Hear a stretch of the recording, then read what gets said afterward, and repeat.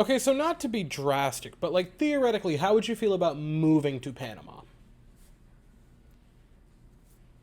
Hi, I'm Weston. I love talking about the Rangers, and I'm here to talk about Game 62 of the regular season, where the Rangers lose 4-2 to the Florida Panthers, and I'm not panicking. I am not panicking. They won 9 in a row. I am not panicking. But listen. They did a lot of good. They did a lot of good, including beating genuinely good teams in that 9-game run. But when you drop back-to-back games against two teams that you could quite possibly see in the playoffs, including one of them who would likely be your first-round matchup, the last time I checked, it would be the Leafs, your voice goes up an octave or two. And I'm not pressing the nuke button because until the empty netter happened, it was 3-2. It was close. It's just bad vibes when you lose a game like this, and when there's, of the 6 goals, only 2 of them are even strength, and the Rangers did not score an even strength goal today. Both of them came off the power play, one of them being a long power play, and one of the 2 even strength goals was like one of the worst goals Igor Shesterkin's ever given up. We'll get to it. Rangers get on the board first, however, and it's Will Cooley off of this really weird play where Jacob Trouba throws it onto net and Bobrovsky stops it and does not know where it went, and it was just sitting in his lap. And my brother in Christ, that's a tough one, but I'm rooting against you tonight. So Will Cooley, good job on getting on it. Again, I've said this a lot of times. I love Will Cooley. He is going to be a very entertaining player in the playoffs because he just plays playoff hockey, which is mopping up the mess. So you have the 1-0 lead for the Rangers heading into the second period, and then halfway through, Sasha Barkov with one of the greatest assists I've ever seen in my life. Like, assists are hilarious because sometimes you get an assist for doing nothing. Like, sometimes you will just pass the puck. Like, do you know Nazem Kadri's goal? Like, 2 people got points for that goal that weren't named Nazem Kadri. Like, sometimes assists are meaningless. And then other times, you have the Barkov assist on the first Sam Reinhart goal, which was just a beauteous play. It's a vet not giving up, fighting through it, eventually gets it over to Sam Reinhart. He fires, he scores. 43 goal scorer Sam Reinhart, by the way, which, like, Austin Matthews is getting a lot of attention, and he should get a lot of attention. Very good goal scorer. Sam Reinhart is also probably going to score like 55. Like, it's insane how good he is right now. He got that one, and then about a couple minutes later, he gets a second one. The Rangers defense has got to do something there. Like, there's no other way to put it. He's alone in front. They're not moving bodies. They're not getting in the way. They're just puck watching. And again, this is, and I'm not saying this to belittle the Panthers, they have an elite line, like one of debatably the best lines, if not the best line in the sport of hockey right now. And then they have some other lines. That's the one you really got to be focused on, and they just weren't. You had Reinhart get a pair tonight, like, and the other one is just, the other one, I'm not even, well, we'll get to it. But before we get to that, late in the second period, the Rangers on a power play. Chris Kreider, man, great play by him. It was fired on by Vincent Trocheck. It was a rebound. Bobrovsky did everything he could. You give him credit for fighting through it, trying to get a save out of it. He very almost did. But Kreider, patient, waits, 31st goal of the season. Beautiful play by Kreider. And the place is rocking. That was a great goal for him. 6 minutes and 11 seconds into the third period. Ryan Lundberg has the puck. And just kinda, yeah. And I love Igor Shesterkin. He's been unbelievable. He was the team MVP in February. One of the most dominating months I've ever seen Igor Shesterkin have. Like, he had a 5-goal against game in there, and he still finished the month with a sub-2 goal AA. Like, that's ridiculous. To have 5 goals allowed in a single game in a 1-month period and still finish with a sub-2, that's insane.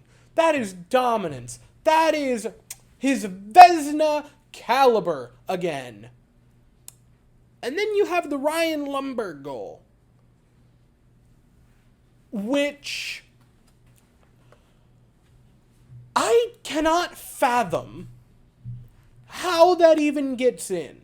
Like, this isn't me dunking on a bad goaltender who allows bad goals, because there are those that exist. This is one of the premier goaltenders. This was a guy who was in the All-Star game, and, like, since the All-Star game, showed that he deserved to be there. In years previous, has shown that he's deserved to be there. He won a Vezina not long ago, and that goal was just, like, I'm not mad. That's a lie. I'm a little bit, like, peeved. I'm more so just, like, impressed that it happened. Because that's just...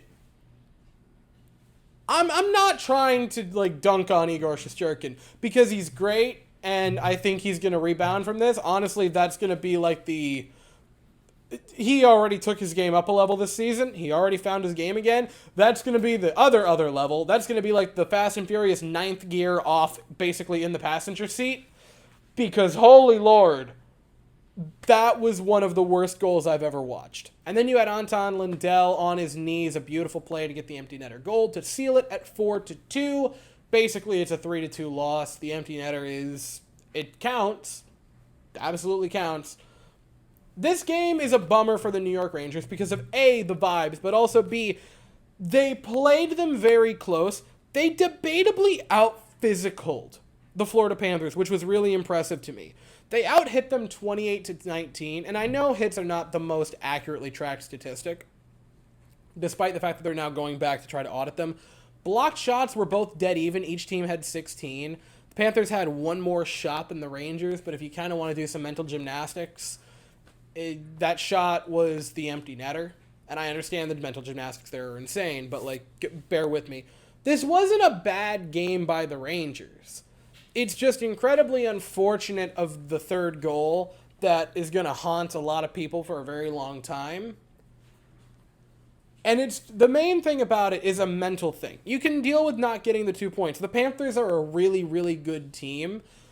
And so you're putting that one up in the air. That's one of the games that you're going into thinking, all right, I really hope we can snag a couple of points out of that. That'd be big if you could.